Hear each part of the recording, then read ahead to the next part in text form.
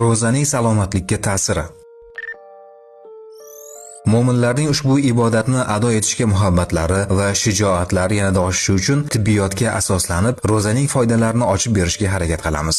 Olib borilgan tadqiqotlarda ro'za qon bosimining ko'tarilishi bilan bog'liq 100 dan ortiq kasalliklarga davo bo'lishi aniqlangan. Xususan, ro'za qon bosimining ortishi, qandli diabet, surunkali astma, nafas olish, yurak, jigar, allergiya, surunkali ekzema, teri kasalliklari kabi juda ko'plab kasalliklarga shifo bo'ladi. Ayniqsa, ro'za yurak saratoni, miya xurujiga qarshi samarali sanaladi.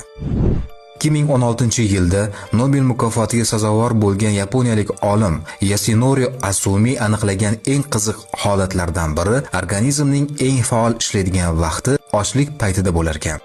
Ya'ni ochlik orqali odam organizmi birinchi o'rinda o'zidagi turli darajada zararlangan, kasallangan keraksiz hujayralardan qutulib, ularni energiyaga aylantirib